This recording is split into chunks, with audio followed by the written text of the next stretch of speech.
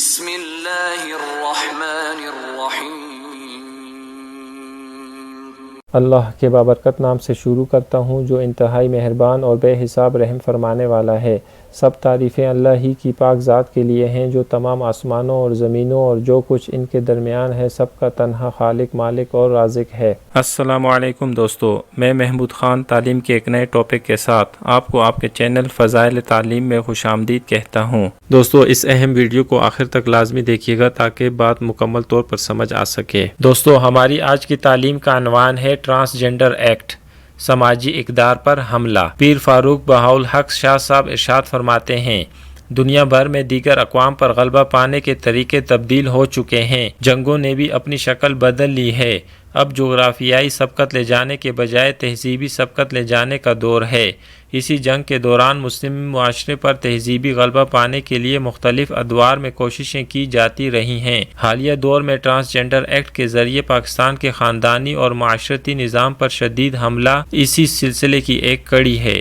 اس حملے کا اگر بروقت تدارک نہ کیا گیا تو اس کے تباہ کن نتائج سامنے آئیں گے۔ پروٹیکشن آف ایکٹ رائٹس 2018 کو عرف نام میں ٹرانسجنڈر ایکٹ کہا جاتا ہے۔ یہ قانون مسلم لیگ نون کے دور حکومت کے آخری مہینوں میں پاس ہوا جب شاہد خاقان عباسی وزیر اعظم تھے۔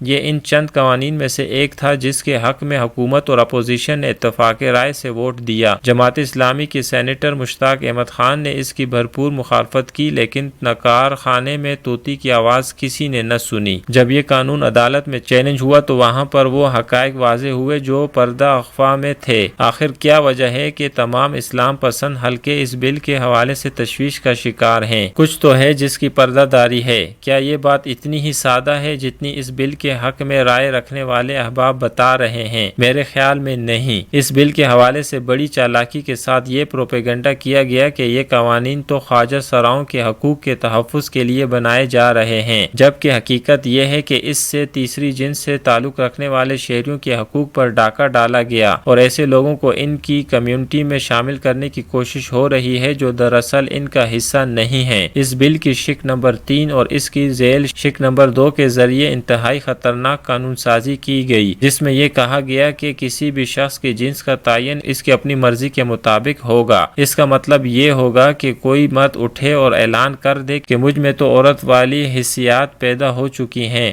لہذا آج سے مجھے عورت سمجھا جائے، تو نہ صرف اس کے دعوے کو قبول کیا جائے گا بلکہ اس کے مطابق اس کو دستاویزات یعنی شناختی کارڈ اور پاسپورٹ وغیرہ بھی جاری کیے جائیں گے۔ اسی طرح اگر کوئی خاتون یہ دعویٰ کرے کہ مجھے عورت رہنا پسند نہیں تو اس کو اس کے دعوے کے مطابق مرد سمجھا جائے گا اور اسے مردوں کی صنف کے مطابق شناختی دستاویزات جاری کر دی جائیں گی۔ اس عمل میں نہ تو میڈیکل بورڈ کی پابندی عائد کی گئی اور نہ اس کے نفسیاتی معائنے کی شرط رکھی گئی۔ انسانی جسم کے حوالے سے قرآن کریم کا بڑا واضح حکم ہے کہ کسی انسان کو یہ حق حاصل نہیں کہ وہ اپنے جسم میں ایسی تبدیلیاں پیدا کرے کہ جس سے اس کی ساخت تبدیل ہو جائے، کیونکہ اسلامی تعلیمات کے مطابق انسان اپنے جسم کا خود مالک نہیں بلکہ یہ اس کے پاس اللہ تعالی کی عطا کی ہوئی امانت ہے اور وہ اس امانت میں اللہ کی طرف سے طے کردہ اصولوں کے مطابق ہی تصرف کر سکتا ہے۔ تاہم میرا جسم میری مرضی والے طبقے کی خوشنودی کے لیے مذکورہ قانون کے تحت ایک سنگین فتنے کا راستہ کھول دیا گیا ہے جس کے سامنے کوئی رکاوٹ نہیں رکھی گئی۔ اسی طرح رحمت عالم صلی اللہ علیہ وآلہ وسلم نے ایسی عورتوں پر لعنت فرمائی ہے جو مردوں کا حلیہ اختیار کرتی ہیں اور ایسے مردوں پر لعنت فرمائی ہے جو عورتوں کا حلیہ اختیار کرتے ہیں، لیکن ٹرانسجنڈر ایکٹ کے ذریعے اس کی مکمل آزادی دے دی گئی ہے۔ جنس میں تبدیلی کا اختیار اگر عوام کو دے دیا جائے تو نہ صرف اسلامی تعلیمات کی واضح اور صریح خلاف ورزی ہوگی بلکہ آئین پاکستان کی بھی سنگین خلاف ورزی ہوگی۔ اس قانون کے مطابق اگر عورتوں اور مردوں کو اپنی جنس کی تبدیلی کا کھلا اختیار دے دیا جائے تو پھر اس کے عمل درآمد میں اتنی پیچیدگیاں پیدا ہوں گی جن کا تصور ہی محال ہے۔ مثلا اگر کوئی عورت یہ دعویٰ کر دے کہ آج کے بعد وہ عورت نہیں بلکہ مرد ہے اور اسی کے مطابق اس کو شناختی کارڈ جاری کر دیا جائے تو پھر جائیداد میں اس کی وراثت کس فارمولے کے تحت تقسیم ہوگی، کتنے لوگوں کا حق غصب ہوگا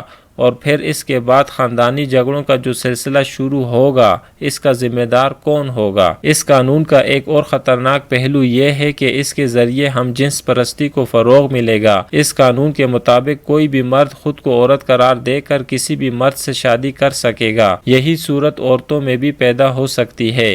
اس وجہ سے معاشرتی بگاڑ کا ایک ایسا دروازہ کھل جائے گا جو معاشرے کی بنیادیں ہلا کر رکھ دے گا۔ ہم جنسوں کی عالمی تنظیم کی جانب سے اس قانون کی حمایت میں لابنگ اس بات کا ثبوت ہے کہ طاقتور حلقے ان NGOز سے نہ صرف متاثر ہیں بلکہ ڈالرز کی چکا چوند سے ان کی آنکھیں چندیا گئی ہیں۔ حسن اتفاق سے اس وقت ایک مرتبہ پھر مرکز میں مسلم لیگ نون کی حکومت ہے۔ میاں شہباز شریف اس گناہ کا کفارہ ادا کر سکتے ہیں اور اس بدنما داغ کو اپنے ماتھے سے ہٹا سکتے ہیں۔ مسلم لیگ نون سود کے وفاقی شرعی عدالت کے فیصلے کے خلاف اپیل کر کے پہلے ہی بڑی جسارت کر چکی ہے۔ اگر اس معاملے پر بھی وہی روایتی موقف اختیار کیا گیا تو ان کو قدرت کے غیظ و غضب سے کوئی نہیں بچا سکے گا۔ میں معاشرے کے تمام طبقات خصوصاً علماء کرام سے گزارش کروں گا کہ وہ مسلکی اختلافات کو پس پشت ڈال لیں، اس اہم مسئلے پر اپنا کردار ادا کریں اور اس قانون کی واپسی کی سبیل نکالیں، ورنہ معاشرتی بے راہ روی کا سیلاب سب کچھ بہا کر لے جائے گا۔ ترمذی شریف کی حدیث نمبر 1457 میں حضور اکرم صلی اللہ علیہ وآلہ وسلم کا ارشاد ہے، مجھے اپنی امت کے بارے میں سب سے زیادہ جس چیز یعنی ہولناک گناہ کا خوف ہے وہ قوم لوط والے عمل یعنی مردوں کی ہم جنس پرستی کا ہے۔ اور قوم لوط کے بارے میں قرآن مجید میں فرمایا گیا، اور لوط علیہ السلام کو یاد کرو جب انہوں نے اپنی قوم کو کہا کہ تم ایسی بے حیائی کرتے ہو جو تم سے پہلے جہان والوں میں سے کسی نے نہیں کی تھی۔ بے شک تم عورتوں کو چھوڑ کر مردوں کے پاس نفسانی خواہش کے لیے آتے ہو، بلکہ تم اللہ کی جاری کردہ حدود سے تجاوز کرنے والی قوم ہو۔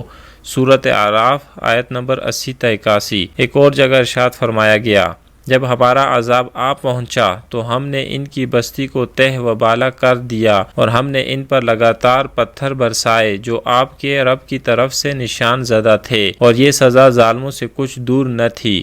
سورۃ ہود آیت نمبر 82 تا 83۔ احادیث مبارکہ میں نسوانی وضع اختیار کرنے والے مردوں اور مردانہ وضع اختیار کرنے والی عورتوں پر لعنت فرمائی ہے، اور حضور صلی اللہ علیہ وسلم نے فرمایا کہ ایسے لوگوں کو گھروں سے نکال دو۔ بخاری شریف کی حدیث نمبر 5886۔ اللہ تعالیٰ نے زنانہ صورت اختیار کرنے والے مردوں اور مردانہ صورت اختیار کرنے والی عورتوں پر لعنت فرمائی ہے۔